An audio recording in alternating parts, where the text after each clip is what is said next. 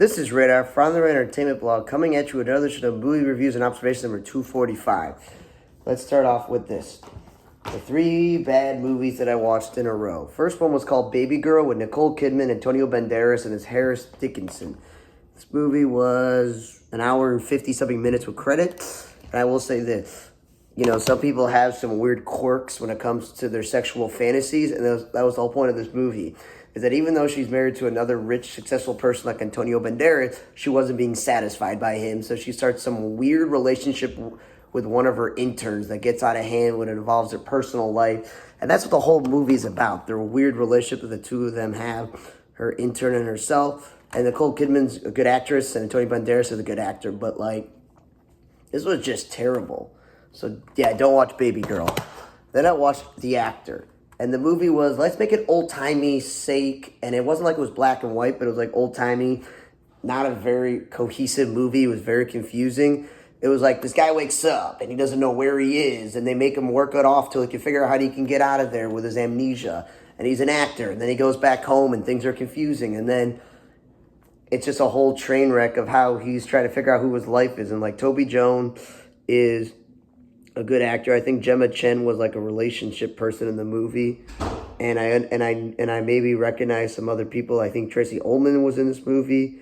Maybe the point is he's lost as amnesia, and it's like an old timey thing, and he then realizes that the life that he had in New York before the amnesia wasn't the life that he actually really wants post amnesia. So he goes try looking for that woman, and yeah, that's the movie. So because he actually enjoyed his life in that small little town, even though he had amnesia and didn't know what was going on and all that other stuff. But yeah, just not a great movie. Kind of confusing all over the place. The only good thing was about 90-something minutes. So that's one thing. Then I watched Snow White, one of the Disney's latest live-action takes on a classic cartoon movie from back in the day. They got to stop doing this because a lot of these live-action Disney movies are terribly written and terribly produced and put together. And either you get all the big name actors to voice characters like Beyonce when it comes to Lion King and Seth Rogen for comedy. And then Jungle Book was Bill Murray, which wasn't bad. But if you can't just come up with more classic Disney or Pixar movies that are in the animation, then don't make live action ones. Like this, it's not your strength, just don't do it anymore. That's all I'm trying to tell you. Just don't do it anymore. And again, this movie was an hour and 90-something minutes with a long credit scene because of the CGI of the dwarfs and all the animals. And that's what you have to do. If you have to do CGI to make live action, then it's not actually live action because it's humans and then fake stuff when you could just re-digitalize the cartoon and make it look better. And Rachel Zegler, I'm trying to picture where I know her from. And obviously we know Gal Gadot from playing Wonder Woman and her many role. But the singing of the new songs were not great. There were some classics that I remembered. I don't recognize any of the people who were voicing the dwarves, maybe except for one. And the story wasn't exactly like the cartoon also. So I'm yeah, that's not what happened in that original Disney classic movie. So overall, even for kids, it's not inappropriate, but I don't think a kid should be watching this horrible version of Snow White because then they're going to think it's not a good movie. I have the original Disney VHS classic. It's probably on DVD.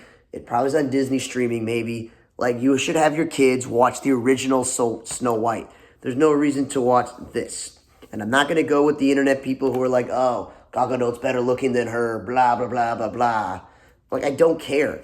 Her outfit looked like she was Maleficent, Angelina Jolie, I think it was. Who was she? Maleficent. The point is, her outfit looked like a different Disney character, so that was kind of stupid.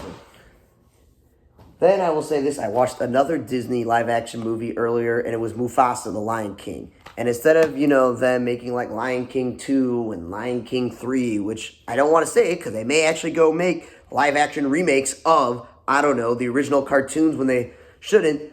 But I will say this. The Lion King wasn't bad. Mufasa, the Lion King wasn't bad. It was Rafiki telling the story instead of, how Timon and Pumbaa tell the story in Lion King 1.5. So, it's the same voice cast of Seth Rogen, Billy Eichner, and Beyonce, and Donald Glover, and Mads Mikkelsen, and Thandie Newton, and they have her daughter in the movie too. The point is, it's a whole movie about Rafiki comforting, Simba and Nala's daughter while she's about to give birth to another baby, and they're telling a story about her grandfather and how she never got to meet her grandfather and how brave he was and how she could be brave. So she tells the story of how Mufasa came to be king, how he met Rafiki, blah, blah, blah, blah, blah. I liked it. It was not bad. Again, because it's like a prequel that they've never done before. There was a lot of new songs that were okay and some were bad. And also gives you the origin story of Mufasa's brother Scar. So that's interesting to give you a little bit of origin story of two characters from The Lion King that they didn't do much about because The Lion King's all about Simba. So I liked it. It wasn't terrible. It was barely, like 2 hours. It was like an hour and 50-something minutes. But, with the CGI for the animals and everything, it takes a while. The next movie I watched this week was Paddington in Peru. Gives it a certified fresh tomato, and they call it a funny, heartwarming adventure for the whole family. And it's barely an hour and 40 minutes because, again, CGI bear. I don't tell you this. I really enjoyed Paddington 1. I even like Paddington 2 because Hugh Grant was the villain. And I will not spoil it, but he was in this movie multiple times. And this is where Antonio Banderas was really funny. He was one of the humans in this movie. Ben Whishaw still voices him. Olivia Colman was one of the humans in this movie. And I think they did a good job by having this British family that takes in Paddington.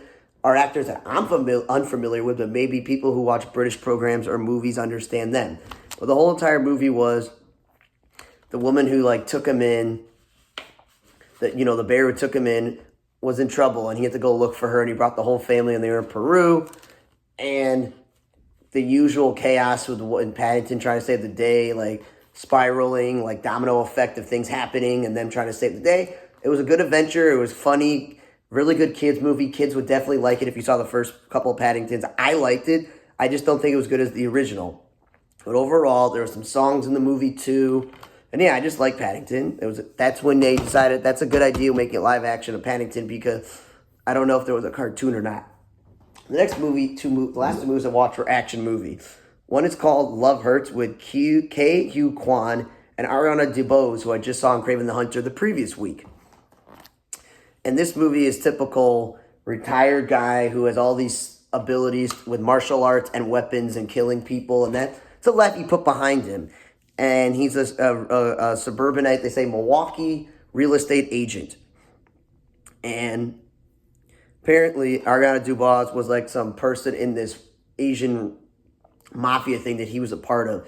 And she's back and is causing problems with all the other hitmen and his brother who's a hitman. And I will say his brother and him don't look anything alike. He speaks perfect English, he's American, and his brother is not. And from looking at the photos, I thought it was Jackie Chan, but it was not. With, the glasses and everything. So what I'm saying is, it was barely an hour, 20-something minutes. It was an action movie with the martial arts, the killing, and all the violence and the fight scenes. And a lot of comedy in this movie as well with the jokes and this craziness. And I will say this, though. I got to give Sean Astin credit. He was not in the movie that long, but he was pretty good in the movie. And then Marshawn Lynch, the football player, is joining many other football players in being in this movie where he's one of the henchmen. And he was pretty funny with some of the lines, saying beast mode activate or something. He had some funny, clever lines in this movie, Marshawn Lynch. So I will say this. It was fun to watch. It's an action comedy. Shouldn't be taken too seriously. And it wasn't that long of a movie. So you're not spending so much time, watching the live action Mufasa and it's almost 2 hours, or watching Baby Girl and it's almost 2 hours and you're just why did I watch some bad movies or make Disney remakes and watch them? So it wasn't bad. Love Hurts. And last but not least, today I just watched A Working Man by Jason Statham, where a lot of movies, he's a former military special ops, got all this training, but he wants to live a life of peace and quiet, which is similar to the Beekeeper movie. I'm just going to tell you, very similar. Someone gets killed or wronged, and he takes revenge. In this one, someone gets kidnapped, taken, and it's his adoptive family. And he's well, I need to go and save my adoptive family's daughter from human trafficking. And I like the fact that it was filmed in Chicago. You could tell where they were in the city with the CTA, and Sylvester Stallone and him produced it. Stallone worked on the screenplay and produced it, and I could tell and said it was based off a book. And it was typical. Special ops, trying to live his own life as a regular man in construction, and someone does something to piss off someone with all these skills, and you know what happens? He goes and tries to find her, and he knocks some trees loose, and it turned into a whole mafiosa thingy where he's got to take down a whole bad crew and do different things, and it was typical Jason Statham, kicks butt with his martial arts skills, his weaponry skills to use guns and knives to kill people. Had the whole little family aspect of Michael Pena's daughter being taken, and he has his own daughter, so he don't understand. All this other stuff. And I will say this, David Harbour was in the movie, is one of his former military buddies. And I'm saying it's very similar to the Beekeeper movie, where he's trying to live a peaceful life, and he has to come out of retirement to save somebody and do something, and it's a whole chain reaction of who's in charge of whatever that he's trying to take down. You say that a lot about Jason Statham movies, but the fact that this movie hit on all the points was Statham does his action scenes purposeful. He has a reason why he's doing this, and there's a little bit of a backstory, and it was pretty good. It was an hour and 50 minutes, so it was a little bit longer than I thought it was going to be, but I actually really liked this movie. So overall, this week, out of the 7 movies I watched, I will say A Working Man was probably the best movie I watched. Love Hurts probably comes in at 2. And then Paddington Peru and Mufasa the Lion King story were pretty good children's movies. I would say do not go watch Baby Girl or The Actor, because it was just a waste of your time. And Snow White is definitely a waste of everyone's time that made this movie. So thank you again for listening to another edition of Movie Reviews and Observations number 245. For On the Red Table Blog, I'm Radar. See you guys next time.